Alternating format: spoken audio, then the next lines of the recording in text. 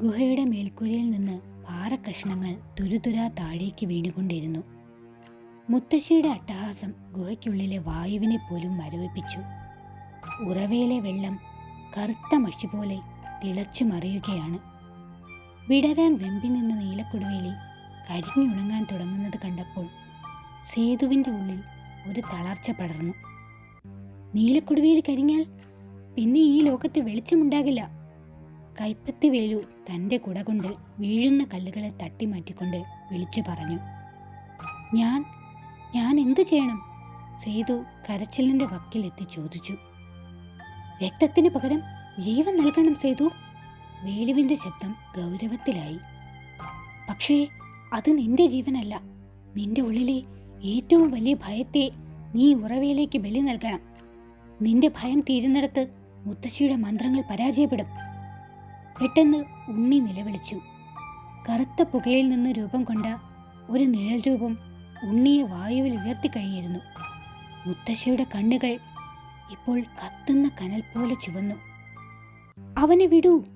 സേതു തൻ്റെ കയ്യിലുണ്ടായിരുന്ന ആ പഴയ സ്റ്റീൽ ടോർച്ച് മുത്തശ്ശിക്ക് നേരെ എറിഞ്ഞു. പക്ഷേ മുത്തശ്ശി അത് വായുവിൽ വെച്ച് തന്നെ തകർത്ത് കളഞ്ഞു. ഈ കുട്ടിയുടെ പ്രാണൻ നീലക്കൊടുവേലിയുടെ വേരുകളിലേക്ക് ഇറങ്ങും. അതോടെ ഈ ലോകം എൻ്റെ കീഴിലാകും. സേതുവിന് മനസ്സിലായി, തൻ്റെ ഏറ്റവും വലിയ ഭയം ഉണ്ണിയെ നഷ്ടപ്പെടുമോ എന്നുള്ളതാണ്.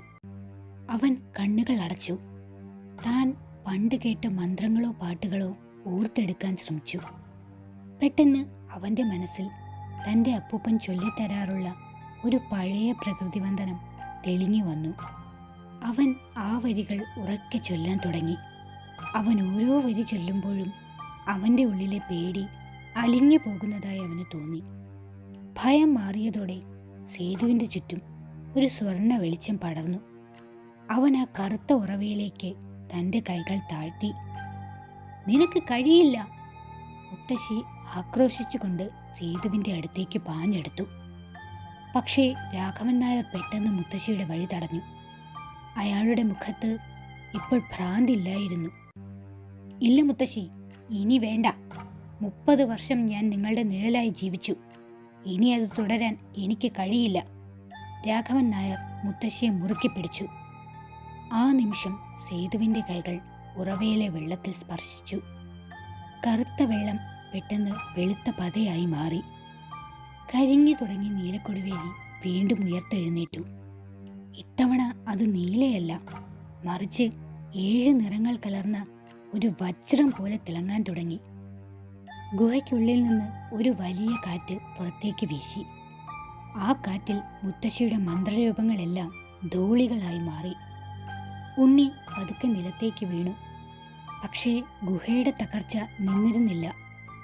വേഗം പുറത്തേക്ക് ഓടിക്കോ! വേലു അലറി. രാഘവൻ നായർ മുത്തശ്ശിയെ വിട്ടിരുന്നില്ല. നിങ്ങൾ പൊയ്ക്കോളൂ, ഞങ്ങൾക്കുള്ള ശിക്ഷ ഇതാണ്, അദ്ദേഹം ശാന്തനായി പറഞ്ഞു. സേതുവും ഉണ്ണിയും വേലുവിനൊപ്പം ഗുഹയുടെ കവാടത്തിലേക്ക് ഓടി. അവർ പുറത്തെത്തിയതും ഗുഹ വലിയൊരു ശബ്ദത്തോടെ പൂർണ്ണമായും ഇടിഞ്ഞു വീണു. കാടിൻ്റെ ആ ഭാഗം നിശബ്ദമായി. പെയ്യാൻ വെമ്പി നിന്ന മഴ പെട്ടെന്ന് പെയ്യാൻ തുടങ്ങി. പക്ഷേ സേതുവിൻ്റെ കയ്യിൽ എന്തോ ഒന്ന് മുറുകെ പിടിച്ചിട്ടുണ്ടായിരുന്നു. അവൻ കൈ തുറന്നു നോക്കിയപ്പോൾ കണ്ടത് നീലക്കൊടുവേലിയുടെ തിളങ്ങുന്ന ഒരു വിത്തായിരുന്നു. ഇത് അവസാനമല്ല കുട്ടികളെ, വേലു മഴയിലേക്ക് നോക്കിക്കൊണ്ട് പറഞ്ഞു. ഈ വിത്ത് വിതയ്ക്കേണ്ട ഇടം ഇനിയുമുണ്ട്. കാടിൻ്റെ ഉള്ളിൽ നിന്ന് ആ ചെമ്പോത്ത് അവസാനമായി ഒന്നുകൂടി കരഞ്ഞു. അത് വിജയത്തിൻ്റെ കരച്ചിലായിരുന്നോ അതോ വരാനിരിക്കുന്ന മറ്റൊരു വിപത്തിൻ്റെ മുന്നറിയിപ്പായിരുന്നോ? ഗുഹ തകർന്നു വീണതോടെ കാട് വല്ലാത്തൊരു നിശബ്ദതയിലേക്ക് വഴുതി വീണു. പെയ്യുന്ന മഴയ്ക്കിപ്പോൾ പഴയ ശക്തിയില്ല. കൈപ്പത്തിവേലു കവാടത്തിന് മുന്നിൽ കുറച്ചു നേരം തല താഴ്ത്തി നിന്നു. തൻ്റെ പഴയ കൂട്ടുകാരൻ രാഘവൻ നായരുടെ ആത്മാഹുതി അയാളെ വല്ലാതെ തളർത്തിയിരുന്നു. മാമ, ഇനി നമ്മൾ എങ്ങോട്ടാണ്? സേതു തൻ്റെ ഉള്ളം കൈയിൽ വിത്ത് മുറുകെ പിടിച്ചു ചോദിച്ചു. വേലു ദൂരേക്ക് വിരൽ ചൂണ്ടി. കാടിൻ്റെ വടക്ക് വശത്ത് മൂടൽ മഞ്ഞിൽ മറഞ്ഞു കിടക്കുന്ന ഒരു പഴയ കെട്ടിടത്തിൻ്റെ ഗോപുരം കാണാമായിരുന്നു. അത് പഴയ മനയാണ്. 30 വർഷം മുമ്പ് ഈ വിത്ത് അവിടെയാണ് വിരിഞ്ഞത്. ആ മനയുടെ തറവാട്ടുകാവിൽ ഈ വിത്ത് പാകണം. എങ്കിൽ മാത്രമേ കാടിൻ്റെ ശാപം പൂർണ്ണമായി മാറുകയുള്ളൂ. അവർ ആ മന ലക്ഷ്യമാക്കി നടന്നു. വഴിയിലുടനീളം ചെമ്പോത്തിൻ്റെ ചിറകടിയൊച്ചകൾ അവരെ പിന്തുടരുന്നുണ്ടായിരുന്നു. മനയുടെ പടിക്കലെത്തിയപ്പോൾ അവർ ഞെട്ടിപ്പോയി. വലിയൊരു കാവ് മനയ്ക്ക് ചുറ്റും പടർന്ന് പന്തലിച്ചു നിൽക്കുന്നു. ആ കാവിനുള്ളിൽ നിന്ന് വിചിത്രമായ മണിച്ചിരളുകളുടെ ശബ്ദം കേൾക്കാം. ഈ മനയിൽ ഇപ്പോൾ ആരെങ്കിലും താമസിക്കുന്നുണ്ടോ? ഉണ്ണി ഭയത്തോടെ ചോദിച്ചു. ഉണ്ട്, പക്ഷേ അവർ മനുഷ്യരല്ല, വേലു പതുക്കെ പറഞ്ഞു. മനയുടെ വാതിൽ തനിയെ തുറന്നു. അകത്ത് എണ്ണവിളക്കുകൾ മിന്നിത്തിളങ്ങുന്നുണ്ടായിരുന്നു. അവർ അകത്തേക്ക് കയറിയപ്പോൾ കണ്ടത് ഹാളിലെ വലിയൊരു കസേരയിൽ ഒരാൾ ഇരിക്കുന്നതാണ്. അത് ഗ്രാമത്തിലെ പഴയ അധികാരിയുടെ രൂപമായിരുന്നു. പക്ഷേ അയാളുടെ ശരീരം അസ്ഥികൂടം പോലെ മെലിഞ്ഞതും കണ്ണുകൾ ശൂന്യവുമായിരുന്നു. രക്തത്തിന്റെ ഗന്ധം വരുന്നു. അധികാരിയുടെ രൂപം സംസാരിക്കാൻ തുടങ്ങി. 30 വർഷമായി ഈ മന നീലക്കൊടുവേലിക്കായി കാത്തിരിക്കുന്നു. സേതുവിന് മനസ്സിലായി, ഇത് യഥാർത്ഥ അധികാരിയല്ല, മറിച്ച് മുത്തശ്ശി വിട്ടുപോയ ചതിയുടെ മറ്റൊരു രൂപമാണ്. വേലു തൻ്റെ കയ്യിലുണ്ടായിരുന്ന കരിനൊച്ചി വെടി തറയിൽ ആഞ്ഞുകുത്തി. ഈ കളി ഇനി നടപ്പില്ല. വിത്തു പാകാനുള്ള സമയം എത്തിക്കഴിഞ്ഞു. പെട്ടെന്ന് മനയ്ക്കുള്ളിലെ വിളക്കുകളെല്ലാം അണഞ്ഞു. ഇരുട്ടിൽ നിന്ന് ആയിരക്കണക്കിന് ചുവന്ന കണ്ണുകൾ അവരെ തുറിച്ചു നോക്കാൻ തുടങ്ങി. അത് മനയിലെ പഴയ വേലക്കാരുടെ ആത്മാക്കളായിരുന്നു. അവർ ഓരോരുത്തരായി സേതുവിനെ ലക്ഷ്യമാക്കി നീങ്ങി. സേതു, നീ കാവിലേക്ക് ഓടിക്കോ, ഞാനിവരെ തടയാം. വേലു തൻ്റെ സഞ്ചിയിൽ നിന്ന് കുറച്ച് കുരുമുളകും മഞ്ഞൾപ്പൊടിയും വായുവിൽ വിതറി. അതൊരു വലിയ പുകപടലമായി മാറി ആത്മാക്കളെ തടഞ്ഞു. സേതുവും ഉണ്ണിയും മനയുടെ പിന്നിലെ കാവിലേക്ക് പാഞ്ഞു. കാവിന് നടുവിൽ വലിയൊരു കരിങ്കൽ തറയുണ്ടായിരുന്നു. ആ തറയ്ക്ക് മുകളിൽ ഒരു പഴയ നാഗപ്രതിമ.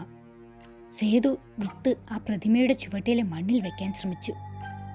പക്ഷേ അപ്പോഴാണ് കാവിനുള്ളിലെ മരങ്ങൾക്കിടയിൽ നിന്ന് ഒരു പഴയ രൂപം പുറത്തേക്ക് വന്നത്. അത് മറ്റൊരു മുത്തശ്ശിയായിരുന്നു. ചെങ്ങഴി മുത്തശ്ശിയുടെ ഇരട്ട സഹോദരിയെപ്പോലെ തോന്നിപ്പിക്കുന്ന ഒരാൾ. പക്ഷേ അവളുടെ വസ്ത്രങ്ങൾ വെളുത്തതായിരുന്നു. സൂക്ഷിക്കൂ സേതു, ഉണ്ണി വിളിച്ചു പറഞ്ഞു. ആ സ്ത്രീ സേതുവിനെ നോക്കി ശാന്തമായി ചിരിച്ചു. പേടിക്കണ്ട കുഞ്ഞെ, ഞാൻ ഈ കാവിൻ്റെ കാവൽക്കാരിയാണ്. നീലക്കൊടുവേലി വിരിഞ്ഞാൽ മാത്രമേ ഈ ആത്മാക്കൾക്ക് മോക്ഷം ലഭിക്കൂ.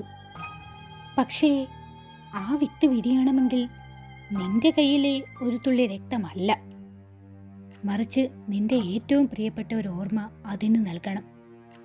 സേതു വിറയ്ക്കുന്ന കൈകളോടെ വിത്ത് മണ്ണിൽ വെച്ചു. തൻ്റെ ജീവിതത്തിലെ ഏറ്റവും സന്തോഷകരമായ നിമിഷം, തൻ്റെ അമ്മ തനിക്ക് ആദ്യമായി കഥ പറഞ്ഞു തന്ന ആ രാത്രി, അവൻ ആ വിത്തിനെ ഓർമ്മിപ്പിച്ചു. പെട്ടെന്ന് കാവ് പ്രകാശിക്കാൻ തുടങ്ങി. വിത്തിൽ നിന്ന് ഒരു ചെറിയ മുള പുറത്തു വന്നു. മനയ്ക്കുള്ളിലെ കരച്ചിലുകൾ നിന്നു. പക്ഷേ പുറത്ത് ആകാശത്ത് വലിയൊരു കറുത്ത മേഘം രൂപപ്പെടാൻ തുടങ്ങിയിരുന്നു. സേതു തൻ്റെ പ്രിയപ്പെട്ട ഓർമ്മ ആ വിത്തിന് നൽകിയതോടെ കാവ് ഒരു സ്വർണ്ണപ്രഭയിൽ മുങ്ങി. നിലത്തെ നാഗപ്രതിമയ്ക്ക് ചുറ്റും വിത്ത് മുളച്ചു വരുന്നത് ഉണ്ണി അത്ഭുതത്തോടെ നോക്കി നിന്നു. പക്ഷേ ആ സന്തോഷം അധികനേരം നീണ്ടു നിന്നില്ല. ആകാശത്തെ കറുത്ത മേഘങ്ങൾ പെട്ടെന്ന് ചുഴലി പോലെ കറങ്ങാൻ തുടങ്ങി. അവൾ വരുന്നു. വെളുത്ത വസ്ത്രം ധരിച്ച ആ സ്ത്രീ ഭയത്തോടെ ആകാശത്തേക്ക് നോക്കി. മുത്തശ്ശി മരിച്ചതല്ലേ? ഉണ്ണി വിറയ്ക്കുന്ന ശബ്ദത്തിൽ ചോദിച്ചു. ചെങ്ങഴി മുത്തശ്ശി ഒരു വ്യക്തിയല്ല ഉണ്ണി, അതൊരു ശാപമാണ്, ആ സ്ത്രീ പറഞ്ഞു. ഗുഹയിൽ വെച്ച് അവൾ തൻ്റെ ശരീരം വെടിഞ്ഞു. പക്ഷേ ആത്മാവ് ഇപ്പോൾ കാറ്റിലും മഴയിലും പടർന്നിരിക്കുകയാണ്. പെട്ടെന്ന് കാവിനുള്ളിലെ മരങ്ങൾ ഭ്രാന്തമായി ആടാൻ തുടങ്ങി. മനയുടെ വാതിലുകൾ വലിയ ശബ്ദത്തോടെ അടഞ്ഞു. കാറ്റിനൊപ്പം മുത്തശ്ശിയുടെ ഭയാനകമായ ചിരി കാട് മുഴുവൻ മുഴങ്ങി. കറുത്ത പുകമറയ്ക്കുള്ളിൽ നിന്ന് മുത്തശ്ശിയുടെ ആത്മാവ് ഒരു ഭീമാകാരമായ രൂപമായി കാവിന് മുകളിൽ പ്രത്യക്ഷപ്പെട്ടു. എൻ്റെ രക്തം വീണ മണ്ണിൽ മറ്റൊരു വിത്ത് വിരിയാൻ ഞാൻ അനുവദിക്കില്ല. അവളുടെ ശബ്ദം ഇടിമുഴക്കം പോലെ കേട്ടു. മനയ്ക്കുള്ളിൽ നിന്ന് കൈപ്പത്തി വേലു ഓടി പുറത്തെത്തി. അയാളുടെ വസ്ത്രങ്ങൾ കീറിപ്പറഞ്ഞിരുന്നു. സേതു, നീ മുളയെ സംരക്ഷിക്കൂ. ഇതൊരു അമാവാസി രാത്രിയാണ്. അവളുടെ ശക്തി ഇപ്പോൾ അതിൻ്റെ ഉച്ചസ്ഥായിയിലാണ്. മുത്തശ്ശി തൻ്റെ ആത്മീയ രൂപം കൊണ്ട് കാവിലേക്ക് കറുത്ത മിന്നൽ പിണരുകൾ വിട്ടു. ഓരോ മിന്നൽ പിണരും തറയിൽ വീഴുമ്പോൾ അവിടെ നിന്ന് കറുത്ത സർപ്പങ്ങൾ പുറത്തു വന്നു. ആ സർപ്പങ്ങൾ നീലക്കൊടുവേലിയുടെ മുളയെ ലക്ഷ്യമാക്കി നീങ്ങി. ഉണ്ണി, ആ വിളക്കെടുക്കൂ, സേതു വിളിച്ചു പറഞ്ഞു. സേതുവും ഉണ്ണിയും മുളയ്ക്ക് ചുറ്റും കൈകോർത്തു നിന്നു. സേതു തൻ്റെ ഉള്ളിലെ ധൈര്യം സംഭരിച്ച് വീണ്ടും ആ വന്ദന ശ്ലോകങ്ങൾ ചൊല്ലാൻ തുടങ്ങി. ഇത്തവണ അവൻ്റെ ശബ്ദം കാറ്റിലും വലിയ ശബ്ദത്തിൽ മുഴങ്ങി. അവൻ്റെ ശരീരത്തിൽ നിന്ന് പുറപ്പെട്ട സ്വർണ്ണ വെളിച്ചം ഒരു മതിൽ പോലെ ആ മുളയെ പൊതിഞ്ഞു. കറുത്ത സർപ്പങ്ങൾ ആ വെളിച്ചത്തിൽ തട്ടി ചാരമായി മാറി. നിന്റെ ഓർമ്മകൾക്ക് ഇത്രയും ശക്തിയോ? മുത്തശ്ശി ക്രോധത്തോടെ താഴേക്ക് പറന്നിറങ്ങി.